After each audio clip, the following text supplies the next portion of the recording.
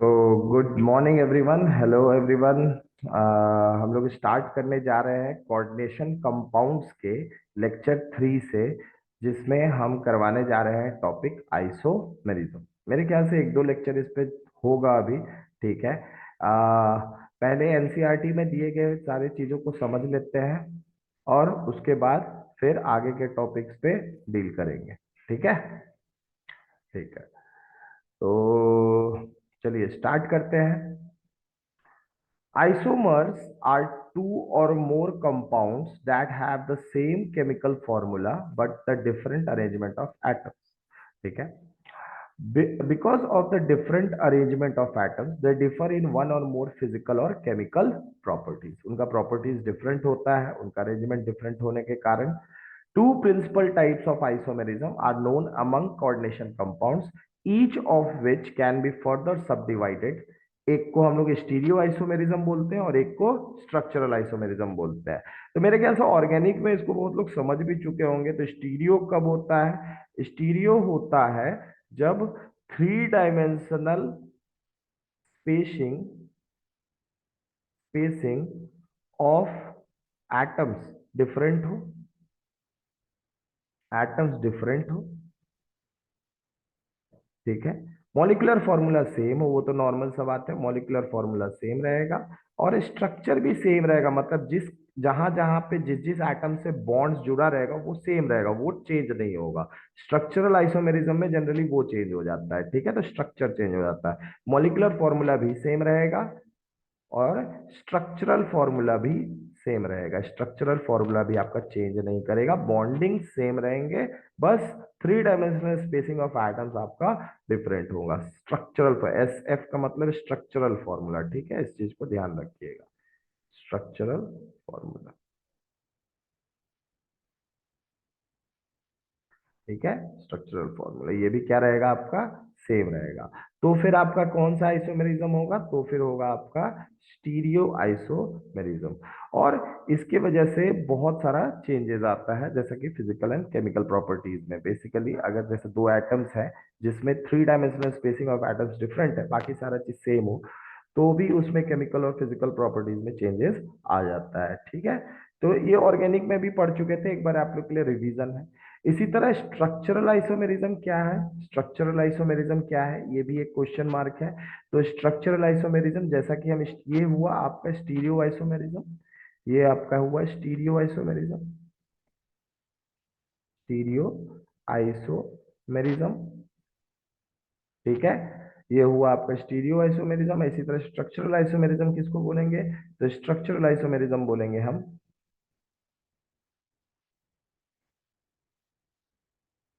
Structural isomerism के case में।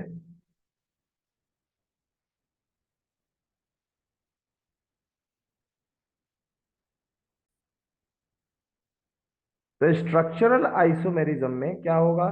तो स्ट्रक्चरल आइसोमेरिज्म में आपका सब चीज सेम रहेगा, थ्री डायमेंशनल स्पेसिंग आपका सेम रहेगा। ठीक है।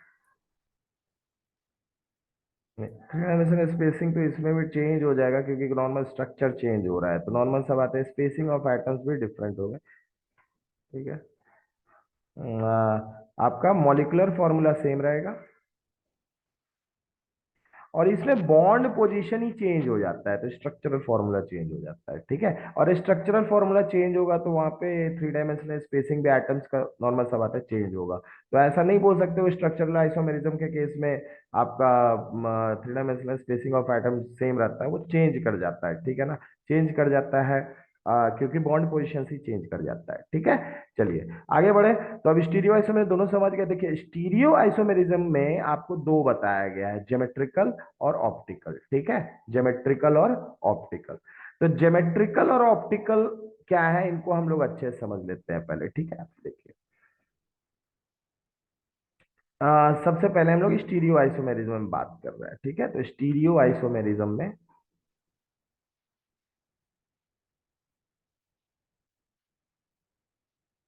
सबसे पहला है ज्योमेट्रिकल। तो ज्योमेट्रिकल कब क्या होता है उसको बताते हैं। ज्योमेट्रिकल मान लेते हैं कि अगर आपका दो ग्रुप एडजेसेंट पोजीशंस पे हो मॉलिक्यूल में, ठीक है, कहां पे हो, एडजेसेंट पोजीशंस पे हो, ठीक है, एडजेसेंट पोजीशंस। और एक बात का ध्यान रहना चाहिए कि जब हम लोग एडजेसेंट पोजीशंस को देखते हैं तो जनरली ज्योमेट्रिकल आइसोमेरिज्म के केस में, ऐसे तो ये ऑर्गेनिक में और इसमें भी दो हैं वेरिएशंस, लेकिन इसमें आपका प्लेनर वाला ही है। तो अगर प्लेन में बेसिकली मॉलिक्यूल को हम एक प्लेन की तरह सोचते हैं, ठीक है, इस बात को ध्यान रखना है। अगर नहीं भी सोचोगे ऑक्टाहेड्रल तो फिर एडजेसेंट पोजीशंस बगल वाला रहेगा, और आपका एडजेसेंट पोजीशंस वाले को हम लोग किस नाम से जानते हैं, इसको सिस आइसोमर के नाम से जानते हैं। और अगर मान लीजिए कि आपका सेम ग्रुप कहने का मतलब है कि जैसे मान लो मेटल एटम है, ठीक है, मेटल एटम है और स्क्वायर प्लेनर स्ट्रक्चर है। कौन सा स्ट्रक्चर है, स्क्वायर प्लेनर, ठीक है। तो स्क्वायर प्लेनर में मान लेते हैं दो लिगेंड्स आपके ए हो गए और दो लिगेंड्स आपके मान लो इस केस में हो गए बी और बी, ठीक है। तो फिर ये देखो दोनों लिगेंड्स कहाँ है, अपोजिट में चले गए, बगल बगल नहीं है, तो ये क्राइटेरिया होगा ट्रांस का, ठीक है। और सिमिलरली इसका सिस का कौन सा होगा, स्क्वायर प्लेनर में अगर बात करें तो स्क्वायर प्लेनर में आपका बात करेगा जाएगा बी। अगर मान लो इसी के बगल में आ गया बी और यहाँ पे ए, यहाँ पे ए, तो ये आपका क्या हो गया, ये हो गया फिर सिस पैटर्न। क्यों, क्योंकि दो सेम ग्रुप्स आपके एडजेसेंट पोजीशंस पे हो और यही दो ग्रुप आपका कहां पे हो, अपोजिट पोजीशंस पे हो। कहां पे हो, अपोजिट पोजीशंस पे, तब ये क्या होगा, ट्रांस। कहां पे हो, अपोजिट पोजीशंस पे हो, तब इसको क्या बोलेंगे, ट्रांस। क्लियर है, मेरे ख्याल से कोई डाउट किसी को, समझ में आ रहा है, ठीक ना। चलो, अब लेकिन इसमें याद रखिएगा कि ज्योमेट्रिकल आइसोमर्स के केस में एक चीज बता दें। अब नाम दे दिए आपको एक सिस और ट्रांस, तो ऐसा नहीं सोचना है कि सिस और ट्रांस ही होगा, मतलब ऐसे भी ज्योमेट्रिकल आइसोमर्स होंगे। मतलब ज्योमेट्रिकल आइसोमर्स का जनरल मतलब क्या समझे, कि एटम्स के पोजीशंस अगर डिफरेंट हो जाए तो ज्योमेट्रिकल आइसोमर्स बन जाएगा। किस स्ट्रक्चर में, तो दो स्ट्रक्चर में सिस और ट्रांस मतलब ज्योमेट्रिकल आइसोमर्स को ऑब्जर्व किया जाता है, दो पर्टिकुलर स्ट्रक्चर्स में सिस और ट्रांस को ऑब्जर्व किया जाता है, ठीक है। तो ज्योमेट्रिकल आइसोमर्स यही सेम चीज यहाँ बताया गया है। तो जैसा कि बताया दो पर्टिकुलर स्ट्रक्चर में किया जाता है, एक है आपका geometrical isomers, isomers isomers are observed observed in square planar structures, ठीक है, स्क्वायर प्लेनर जो शेप वाला होगा, ठीक है, पॉलीहेड्रा जो बना रहा होगा स्क्वायर प्लेनर उसमें होगा, ठीक है, स्क्वायर प्लेनर, स्क्वायर प्लेनर, ठीक है। दूसरा आपका ऑक्टाहेड्रल के केस में होगा, किसके केस में होगा, ऑक्टाहेड्रल के केस में। लेकिन एक बात इंपॉर्टेंट याद रखिएगा, सिस ट्रांस, सिस ट्रांस इसको नोट में लिख लीजिए अलग से, ठीक है, note, cis trans, cis trans will not be will not be mandatory in geometrical isomers,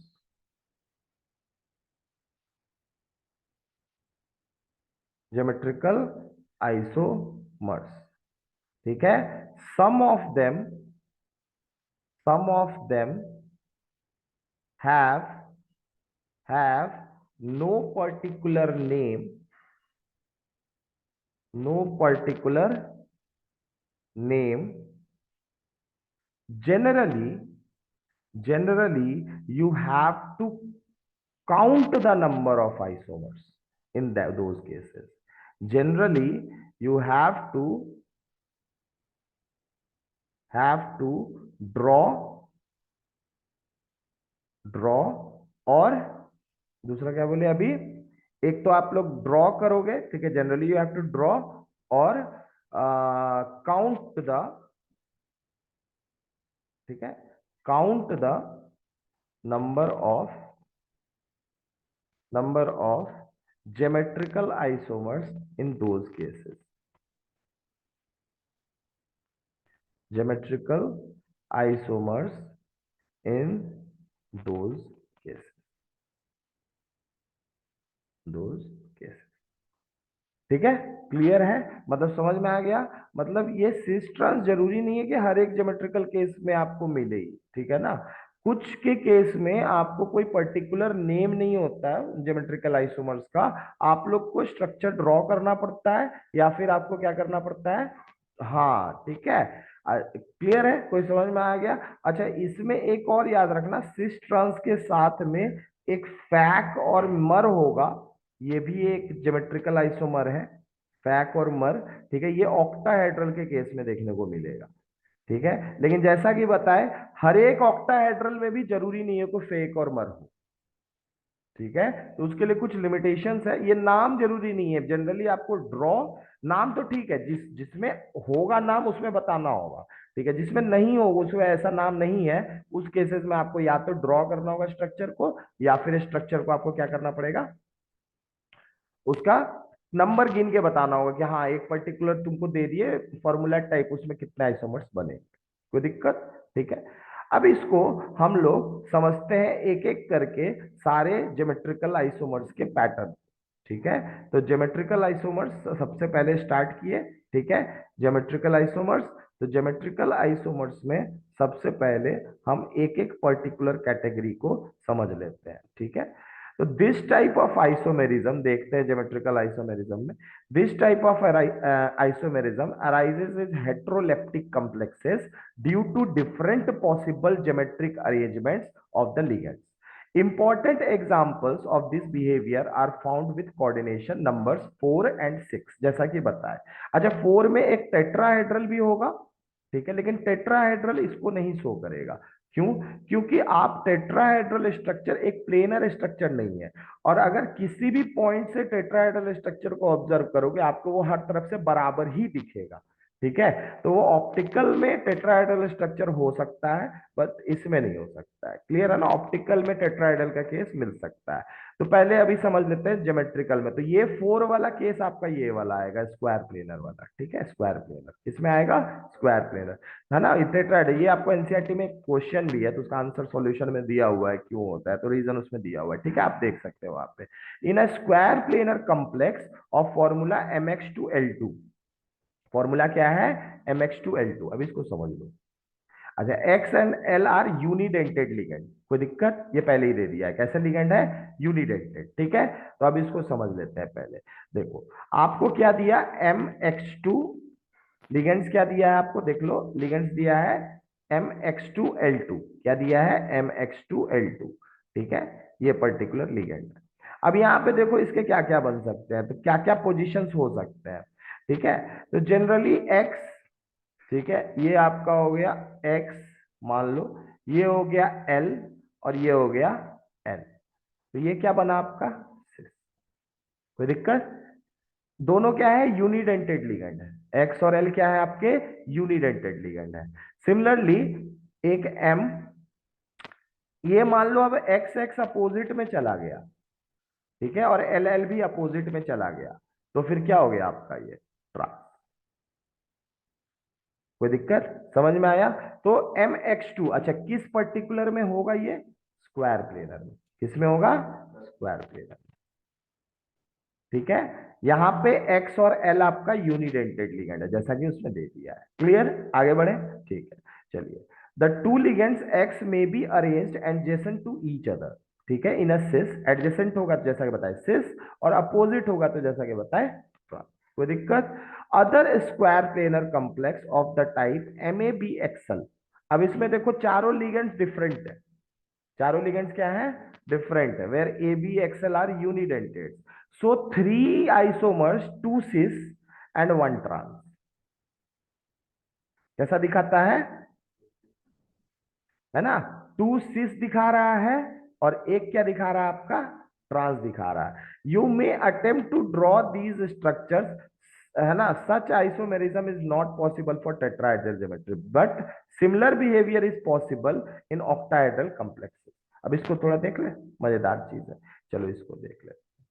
ठीक है, देखो एम क्या बोला, ए बी एक्स एल, यही बोल रहा है ना। किसका केस है ये, स्क्वायर प्लेनर का। किसका केस है, स्क्वायर प्लेनर। ठीक है, अब देखो यहाँ पे M A B X L, सही है, बना दिए इसको।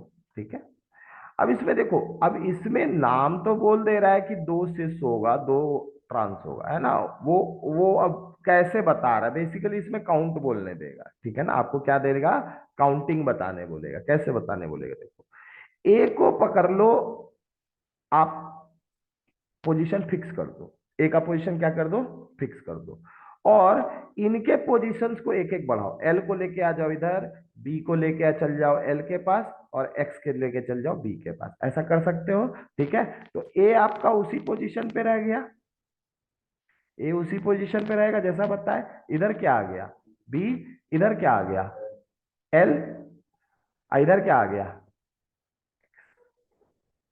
ठीक है, कोई दिक्कत, तुमने किसको फिक्स किया वो देखो, ए को फिक्स किए हो, तो ए को फिक्स किए हो तो पहले इसके बगल में कौन कौन लिए थे, एल और बी। तो अगर एल और बी, अब इसके अगल बगल में एल और बी आपका जहां जहां पे दिख रहा है ना, एल कहाँ चला गया बेटा, अपोजिट में, तो ये एक अलग चीज बन गया। ठीक है, अब फिर से वही चीज करो, बी को पहुंचा दो एल के पास, एक्स को पहुंचा दो बी के पास, और एल को पहुंचा दो। अब देखो इधर क्या बन जाएगा, एम, ठीक है, इधर में क्या बन गया, ए वहीं रह जाएगा, इसको तो हम पकड़ के रख दिए हैं। ये कहां पे पहुंच गए आपके, एक्स, यहां क्या पहुंच गया, एल, यहां क्या पहुंच गया, यहां क्या पहुंच गया, एक्स, और यहां पे क्या आ गया, बी। कोई दिक्कत, तो ए के अपोजिट में आप क्या बेटा, बी, ए के अपोजिट में पहले क्या था, एक्स, ए के अपोजिट में पहले क्या था, यानी कि तीनों अलग कंपाउंड है, तीनों अलग कंपाउंड है, यानी कि तीन तरह के ज्योमेट्रिकल आइसोमर्सिज्म पॉसिबल है। अब बोलोगे सर और भी तो हो सकते हैं, अब और घुमा के देख लो। अगर एल को यहां वापस पहुंचाओगे, एक्स को यहां वापस पहुंचाओगे, और बी को यहां से यहां लेके जाओगे, ठीक है, तो फिर यही यही वाला बन जाएगा। तो यानी कि इसके कितने ज्योमेट्रिकल आइसोमर्स पॉसिबल हुए, तीन। कितने हुए, तीन। तो वही बोल रहा है, इसमें से दो क्या होंगे आपके, सिस होंगे, दो क्या होंगे आपके, three isomers, two cis and one trans. ठीक है, दो सिस होंगे और एक ट्रांस होंगे। कोई दिक्कत, क्लियर है। अच्छा, ये भी तो पूछ सकता ना, सिस कौन होगा और ट्रांस कौन होगा, तो इसमें कैसे बताएंगे कि हम सिस और ट्रांस कौन कौन सा, ये क्वेश्चन मार्क है। ठीक है ना, तो यहाँ पे याद रखिएगा, आपको याद होगा कि हम बताए थे जब फॉर्मूला बताते हैं, ठीक है ना, तो फॉर्मूला बताते हैं तो अल्फाबेटिकल ऑर्डर में लिखते हैं। ठीक है, अल्फाबेटिकल ऑर्डर के हिसाब से आपका ए और बी, है ना, दोनों एक ही दे सकते हैं, फर्स्ट और सेकंड, वो दोनों जहां जहां पे आपका अगल बगल है, जिस पर्टिकुलर केस में क्या है, अगल बगल है, या फिर इसमें आप देख सकते हो ऐसे पर्टिकुलर पोजीशन जो अगल बगल में हो, कहाँ पे हो, अगल बगल में। तो ए और बी अगल बगल में इसमें दिख रहा है, और किस में दिख रहा है, इसमें दिख रहा है, तो ये दोनों कैटेगरी आपका किसका हो गया, ये दोनों कैसे, सिस, अगल बगल दिख रहा है तो किसमें हो गया, सिस, तो ये दोनों आपका सिस होगा, है ना। तो याद रखिएगा, हम लोग वो देख के बताते हैं ना फॉर्मूला में क्या होता है। ठीक है, और ये वाला किस केस में हो जाएगा, पास में चला जाएगा। तो दिक्कत है, समझ में आ गया। तो ये चीज इंपॉर्टेंट है, इसको ध्यान में रखिएगा। ये दोनों आपका कौन सा हुआ, सिस, और ये दोनों आपका कौन सा हो गया, ट्रांस। ये फॉर्मूला जो हम लोग बनाते हैं, पता है ना, ये फॉर्मूला, ये लिगेंड्स को जो प्लेस करते हैं हम लोग उस हिसाब से ही करते हैं। ठीक है ना, तो वो चीज ध्यान में रखना है। कोई दिक्कत, क्लियर हो गया। सेम वाले तो अगल बगल दो में दिख रहे हैं, ए बी और ए बी, इसमें तो मतलब ये दोनों होगा, जहां अपोजिट दिख गया ए और बी, मतलब वो क्या हो गया आपका, ट्रांस हो गया। कोई दिक्कत, क्लियर, वेरी गुड, समझ में आ गया, कोई डाउट इसमें नहीं। अब देखते हैं आगे। अब सिस ट्रांस या ज्योमेट्रिकल आइसोमर्स तुमको और कहाँ देखने को मिलेगा, जैसा कि बताए ऑक्टाहेड्रल के केस में, जहां पे कोऑर्डिनेशन नंबर आपका 6 होगा। कोऑर्डिनेशन नंबर क्या होगा आपका? 6 होगा। तो यहाँ MX2L4 का कंडीशन है एक, है ना, जिसमें टू लिगेंड्स है, एक्स मे बी ओरिएंटेड सिस और ट्रांस टू ईच अदर। ठीक है, अब देखो ये वाला केस है, यही वाला। ठीक है, जैसे दिख रहा, चार लिगेंड्स, चारों लिगेंड्स आपको एक ही प्लेन में आ गए। देखिए देखो, ऑक्टाहेड्रल स्ट्रक्चर बेसिकली कैसा होता है, ये ऊपर का बॉन्ड है, ठीक है, ये ऊपर नीचे ऐसे पकड़ लो, और ये प्लेन होता है, ठीक है ना, ये क्या होता है आपका, एक प्लेन होता है, स्क्वायर प्लेन। तो एटम्स कहाँ कहाँ पे होते हैं, तो आपका, अच्छा ये यहाँ पे मान लो इसको, ये हो गया सेंट्रल एटम आपका कहीं बीच में। ठीक है, ये एक बॉन्ड हुआ, मतलब लिगेंड्स कहाँ कहाँ पे होंगे, लिगेंड्स होंगे यहाँ पे, यहाँ पे, ठीक है, यहाँ पे, यहाँ पे, ठीक है, ये हो गए। और इसमें दो लिगेंड्स डिफरेंट दिया हुआ है, दो लिगेंड्स डिफरेंट, तो ये एक प्लेन हुआ, और ये वाला कहाँ हुआ, प्लेन के परपेंडिकुलर ऊपर। तो परपेंडिकुलरली ऊपर एक लिगेंड आपका मान लेते हैं, ठीक है, परपेंडिकुलरली ऊपर एक लिगेंड मान लेते हैं, और परपेंडिकुलरली नीचे। तो ये ऊपर नीचे देखो ना, ऐसे हम आप लोग को तरीका बताएंगे, है ना, बहुत सही तरीका है, उससे जो है ना बहुत आसानी से ऑप्टिकल आइसोमेरिज्म, जेई वाला सब जो है ना क्वेश्चन, सब जेई का कोई भी क्वेश्चन होगा बोर्ड का भी, तो उस हिसाब से क्लियर कर लोगे। लेकिन इसमें पहले समझ लो कि एक एक टर्म क्या है। तो यहाँ पे सेम ग्रुप्स अपोजिट चले गए, ठीक है, अगल बगल होते हैं तो कहाँ होते हैं, नॉर्मल सी बात है, ये दोनों के बीच का एंगल 180 डिग्री है। और ये दोनों के, ये दोनों या फिर ये किसी से भी कंपेयर करोगे, दोनों के बीच का एंगल कितना है, 90 डिग्री। तो बगल में कौन हुआ, ये वाला ना, ये वाला, है ना, कौन वाला हुआ बगल में, इसके अगर बगल बोलेंगे तो कौन होगा, ये प्लेन वाला होगा। तो ये चल गया अपोजिट में, अपोजिट में 180 डिग्री चल गया, मतलब ये क्या हो गया आपका, ट्रांस। तो यहाँ देख सकते हो, दोनों क्लोरीन जहां पे अपोजिट में गया वो क्या हुआ, ट्रांस, और ये दो चारों एक ही प्लेन पे है। ठीक है, कोई दिक्कत? और यही मान लो एक क्लोरीन यहाँ आ गया, अब यहाँ पे हम क्लोरीन कर दें, ठीक है, और यहाँ क्या कर दें, ये वाला स्ट्रक्चर। ठीक है, तो फिर ये क्या हो गया आपका, सिस। ये क्या हो गया आपका, सिस। ठीक है ना, ये आपका कोबाल्ट, कोबाल्ट है, क्लोरीन है, अमोनिया है, और उसके ऊपर +1 का चार्ज। ठीक है, +1 का चार्ज दिखा रहा है, कोई दिक्कत? तो ये वाला कोऑर्डिनेशन कॉम्प्लेक्स में आपका सिस ट्रांस पॉसिबल है। टाइप देखो कौन सा टाइप है, MX2L4, है ना, दैट इज इंपॉर्टेंट, टाइप आपको देखना होगा। ठीक है, आगे बढ़े। ठीक है, चलिए, अब उसके बाद, this type of isomerism also arises when डाइडेंटेड ligands LL, LL, NH2CH2CH2NH2 EN। अच्छा यहाँ पे देखो, यहाँ बहुत ध्यान से देखो, इस ये इथिलीन डाइअमीन है, ठीक है, ये आपका भाई EN सिंबल से इसको हम लोग रिप्रेजेंट करते हैं। ये डाइडेंटेड लिगेंड है, यहाँ नाइट्रोजन के पास यहाँ भी लोन पेयर है और यहाँ भी लोन पेयर है, मतलब दो लोन पेयर एक ही डालते हैं, डाइडेंटेड लिगेंड है।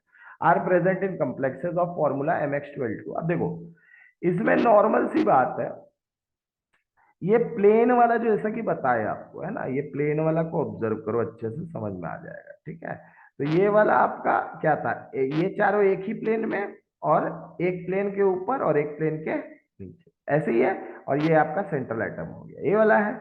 अब देखो, अगर मान लो डाइडेंटेड लिगेंड है, तो दोनों दोनों काट रहा होगा, तो ये मान ले एक डाइडेंटेड लिगेंड, और ये मान लेते हैं एक डाइडेंटेड लिगेंड, सही है, मान लिए। और ये वाला जो है ना, मोनोडेंटेड वाला आपका दो है, टाइप देखो क्या है, MX2। तो यूनिडेंटेड एक है, यूनिडेंटेड दो है, और LL, LL क्यों बोला, देखो LL इसलिए बोल रहा है क्योंकि दोनों में NH2 ग्रुप सेम है। मतलब ये वाला जो आपका डाइडेंटेड लिगेंड है, इसमें जो लोन पेयर डोनेट कर रहा है वो दोनों ग्रुप क्या है, सेम है ना, इसीलिए LL बोला। बाई डाइडेंटेड लिगेंड को कैसे किया, LL। अगर मान लो दूसरा होता तब कैसे, L और एक को दूसरा नाम से N, तब रिप्रेजेंट करता। तो ये LL एक डाइडेंटेड लिगेंड है, कहने का मतलब दो एटम्स है जो दोनों पेयर डोनेट कर रहे हैं, और ये कितने हैं टोटल, दो। तो अब यहाँ पे देखो, ये हो गए दोनों डाइडेंटेड लिगेंड, ठीक है, और ये वाला आपका मान लो क्लोरीन, और ये क्लोरीन, ये कौन सा EN, ये कौन सा है EN, है ना, इथिलीन डाइअमीन। ये क्या हुआ आपका, अपोजिट में चला गया दोनों ग्रुप, तो मतलब ट्रांस, ये क्या हो गया आपका, ट्रांस। तो ये देखो, ये ट्रांस है, क्लियर है। और इसी का अगर हम सिस बनाए, क्या बनाए आपका, सिस बनाए, तो सिस कैसा बनेगा, तो देखो, अब इसको ध्यान से देखो, समझ में आएगा, ठीक है। इस तरीके से सोचो इसको, प्लेन में एक कहाँ था आपका, जैसा कि बताया, एक प्लेन के ऊपर और एक प्लेन के नीचे, ठीक है। अब देखो, हम बोले बगल बगल चला गया, तो ये क्लोरीन यहाँ आ गया मान लो, और एक क्लोरीन आ गया बगल वाले पोजीशन, मतलब यहाँ पे आ गया, ठीक है। तो एक क्लोरीन आपका सेंटर पोजीशन यहाँ से यहाँ आ गया है, कोई दिक्कत। अब ये बगल बगल चला गया। अब देखो वो कहाँ कहाँ लगा हुआ है, ध्यान से सोचो। अगर मान लेते हैं आप किस तरीके से उसको ऑब्जर्व कर रहे हो वो जरूरी है, ठीक है। वो किस तरीके से ऑब्जर्व कर रहे हो। एक प्लेनर पोजीशन इधर है, ठीक है, तो मतलब एक यहां से यहां, ये हुआ एक ईएन, क्लियर। और एक ईएन कहां पे, यहां से यहां, ठीक है। तो दो सेम जगह चले गए, मतलब ये क्या हो गया, क्लियर है। ईएन ग्रुप आपका इस तरीके से लगेगा। कोई डाउट है इसमें। ये किस केस में आपका बताए, MX2 LL2, एल एल आपका डाइडेंटेड लिगेंड को रिप्रेजेंट कर रहा है, और डाइडेंटेड लिगेंड में दोनों लोन पेयर एटम सेम है, तब एल एल, ठीक है। तो ये आपका क्या, इसको आप क्या बोले, हम इसको इस कॉम्प्लेक्स में भी सिस और ट्रांस पॉसिबल है, जैसा कि बता रहा हूं। क्लियर, कोई डाउट है, ठीक है, समझ में आ गया, क्लियर ना, बढ़िया से क्लियर। अच्छा, इसी में हम आगे चल के आप लोग को ये भी समझाएंगे कि ऑप्टिकल आइसोमर भी कैसे बन जाएगा। तो जेई वाला एक लेक्चर आएगा, उसमें मतलब मस्त मस्त क्वेश्चंस करवाएंगे। अभी पहले टर्मिनोलॉजी हम समझा देते हैं सारा, ठीक है। आगे बढ़े, ठीक है, चलिए। अब देखो, आप लोग को एक और दिया है, बोला है फेक, है ना, जैसा कि बताए थे फेक और मर। Another type of geometrical isomerism जो दिखता है Ma3B3 में, ऑक्टाहेड्रल के केस में, ठीक है, जिसको हम लोग फेक और मेरिडियोनल के नाम से जानते हैं। फेसियल, बेसिकली क्या जाना है, फेसियल और मेरिडियोनल। अब देखो बात कैसे है, ठीक है। ये वाला देखो, इसमें बढ़िया समझो। देखो ये वाला आपका बॉन्ड्स कैसे है, मान लेते हैं अगर सेंट्रल एटम बीच में है, ठीक है, सेंट्रल एटम बीच में है, ठीक है, तो ये चार बॉन्ड्स हुए एक प्लेन वाले, ठीक है, एक प्लेन वाले। और इस स्ट्रक्चर का नाम जो है ना, क्यों आपका पड़ा ऑक्टाहेड्रल, वो भी समझते हैं। एक कहां बोले, नीचे के तरफ, और एक कहां हुआ, ऊपर के तरफ। अगर सब पॉइंट्स को मिला के हम एक सॉलिड फिगर को क्रिएट करें, ठीक है, थ्री डायमेंशनल फिगर को क्रिएट करें, सॉलिड नहीं, थ्री डायमेंशनल फिगर को क्रिएट करें, तो फिर ये बन के तैयार हुआ, इसी शेप को बोलते हैं ऑक्टाहेड्रल। क्या बोलते हैं, ऑक्टाहेड्रल। अब देखो, फेशियल आइसोमर जब बोल रहा है, फेशियल आइसोमर जब बोल रहा है, तो वहां पे लेना देना एक फेस से है। तो ये देखो ऑक्टाहेड्रल में ना, एक, दो, तीन, और ये पीछे वाला चार, ठीक है, सिमिलरली नीचे भी चार। तो चार चार कितने हो गए, आठ। आठ ट्राइंगुलर फेसेस बनते हैं। तो अगर मान लो आपको किस टाइप में बोला ये पाया जाएगा, तो ऑक्टाहेड्रल के केस में बोला है, कब, जब एक लिगेंड तीन हो और दूसरा लिगेंड भी कितना हो, तीन हो, तब पाया जाएगा।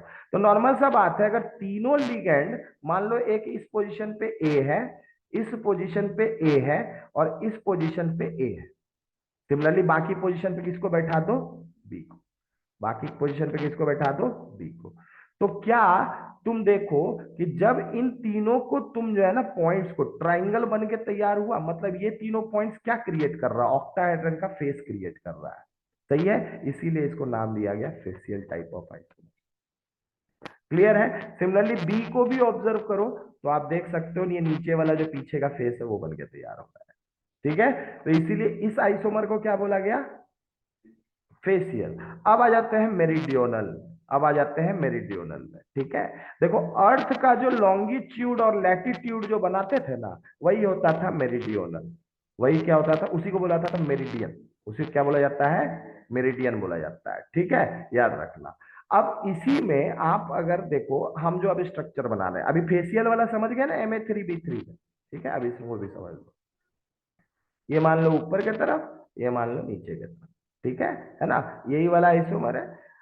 अभी फेक वाला आप लोग को बताए थे, फैक्ट बताए थे ना, अच्छा इसी को फैक्ट बोलते हैं, इसी को फेस पूरा नहीं बोलते हैं, इसी को आधा नाम, जब आइसोमर जैसे ट्रांस रिप्रेजेंट करते हैं ना, वैसे कि इसी को भी फैक्ट आइसोमर बोलते हैं। क्या बोलते हैं, फैक्ट। ऐसे ये फेसियल है। क्लियर हो गया ये वाला। अब इसको देखो, जैसे मान लो कि एक एटम इसमें से, है ना, ए, है ना, आपका कौन सा है, फिर से एक बार रिपीट कर दे रहे, Ma3B3, ठीक है ना, Ma3B3। तो ए मान लो यहां है, एक ए मान लो यहाँ है, ठीक है, एक ए यहाँ है और एक ए आपका मान लो यहाँ है। अगर तीनों को आप अगर मिलाने का कोशिश करो, ठीक है, तो देखो तो ये एक मेरिडियन बन के तैयार हो रहा है, हो गया ना, ठीक है। इसी तरह अब मान लो आप बी को भी प्लेस कर दो, दूसरा एटम को भी प्लेस करो, ठीक है, ये बी है, एक बी यहाँ होगा और एक भी कहाँ होगा यहाँ पे। आप इन तीनों को भी बनाने का कोशिश करो तो देखो इसमें बन के तैयार हो रहा है सेमी, हाँ सेमी सर्कल टाइप का बन के तैयार हो रहा है ना जी। हाँ, सेमी सर्कल बना मतलब ये लॉन्गिट्यूड और लैटिट्यूड मतलब मेरिडियन है। हाँ, तो इस तरह का आइसोमर को क्या बोला गया, मेरिडियन। तो याद रखना जब तीन होगा Ma3B3 तो दो तरह का आइसोमर बनता है, एक बनता है फेक और एक बनता है मर, मेरिडियोनल, ठीक है, ये मेरिडियोनल है। लेकिन मेरिडियोनल में दो पार्ट्स है ना, दो टाइप्स हो सकता है, कैसे? तो मेरिडियोनल में दो टाइप्स कैसे हो सकता है इसको हम लोग समझ लेते हैं पहले, बहुत बहुत सिंपल सा है, देखो इसको, सेम स्ट्रक्चर हम बना रहे हैं, ठीक है, सेम स्ट्रक्चर बना लेते हैं। अच्छा, इस पर्टिकुलर स्ट्रक्चर में, इस पर्टिकुलर स्ट्रक्चर में अगर मान लो तुम, हाँ, वो चार बॉन्ड्स वाला प्लेन को ले, किसको ले, चार बॉन्ड्स वाला प्लेन को ले, ठीक है। तो एक बात बताओ, इस प्लेन में, ये प्लेन में, इस प्लेन में गौर से देखो, ये कौन सा प्लेन है, ऑक्टाहेड्रल स्ट्रक्चर में, जैसा कि बताए तुमको, ये ऑक्टाहेड्रल में ये वाला एक प्लेन हुआ चार बॉन्ड्स का, एक बॉन्ड ऊपर की तरफ एक बॉन्ड नीचे, तो ये वाला प्लेन के अबाउट सोचो, तो कौन सा सेमी सर्कल उस प्लेन में ही है, ब्लू वाला या व्हाइट वाला?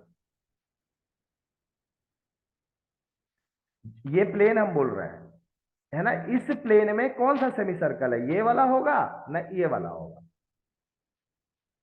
ब्लू वाला ना, है ना, क्योंकि व्हाइट वाला तो भाई इस प्लेन के ऊपर है, नॉर्मल सा बात है ना, हम किस प्लेन को बोल रहे हैं, इस प्लेन को, जैसे ये बी ए था, तो अब यहाँ पे नॉर्मली बी बी बी है तीनों, तो इन तीनों को अगर मिला रहे हैं तो ये यही वाला सेमी सर्कल ना ये वाला प्लेन पे होगा, ये वाला सेमी सर्कल तो बाबा प्लेन के ऊपर भी है, प्लेन के नीचे भी है, प्लेन किसको बोलते हैं, हाँ, एक एक टू डायमेंशनल सरफेस है ना, टू डायमेंशनल सरफेस उसको बोलते हैं, तो प्लेन के आपके ऊपर भी दिख रहा है और प्लेन के नीचे भी, ठीक है ना, तो ये सेमी सर्कल आपका जो है ना, मतलब एक प्लेन में नहीं है और एक प्लेन में है।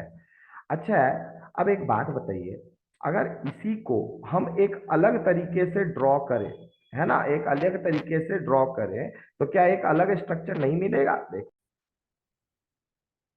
तो अगर फेक वाले स्ट्रक्चर में सपोज कीजिए कि हम ए का पोजीशंस ये तीनों ले लें, ठीक है, ये तीनों ले लें, ठीक है, और बी का पोजीशंस हम ये तीनों ले लें, बी, बी और ये नीचे का एक बी, ठीक है, ये तीनों आपका क्या हो गया, बी, बी, बी, और ये तीनों क्या हो गया, ए ए ए। अभी भी सेमी सर्कल पॉसिबल है, ये ऊपर से होते हुए एक गया इधर, एक ये सेमी सर्कल बन के तैयार हुआ, ठीक है, और एक सेमी सर्कल बी को तो अगर मिला दें तो ये एक सेमी सर्कल बन के तैयार हुआ, सही है, कोई दिक्कत, क्लियर है, कोई दिक्कत, दोनों सेमी सर्कल का रेडियस इस हिसाब से, कोई दिक्कत, ये ऊपर के तरफ एक सेमी सर्कल कहाँ है आपका, ऊपर के तरफ, ठीक है, हाँ, दोनों मेरीडियोनल है, ये भी मर ही था, कौन वाला,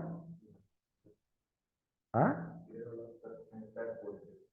नहीं, अच्छा हम फेक बोलते हैं, सॉरी, तो फेक नहीं है, दोनों का दोनों आपका क्या है, मर है, ये भी मेरीडियोनल था जैसा कि बताए और ये भी मेरीडियोनल है, लेकिन दोनों अलग स्ट्रक्चर है, कैसे अलग है, तो आप देखो, यहाँ पे जो आपका प्लेन वाला था, उस प्लेन पे एक सेमी सर्कल आ रहा था और एक सेमी सर्कल आपका कहाँ जा रहा था, प्लेन के बाहर था, यहाँ पे दोनों सेमी सर्कल प्लेन के बाहर है, एक ऊपर वाले से ए से मिलते हुए फिर आ रहा बेस में और एक नीचे वाले से होते हुए फिर आ रहा बेस में, तो मर के केस में दो पॉसिबिलिटीज होता है, मर के केस में कितना पॉसिबिलिटीज होता है, टू, टू पॉसिबिलिटीज होता है आइसोमर्स का, और वही फेक के केस में कितना पॉसिबिलिटी होता है, एक पॉसिबिलिटी होता है, कितना पॉसिबिलिटी है, एक। तो फेक और मर वाले में ध्यान देना, अगर आपसे पूछेगा total number of geometrical isomers तो कितने हो जाएंगे, तीन, है ना, टोटल नंबर ऑफ सेकंड मर आइसोमर्स, कोई दिक्कत,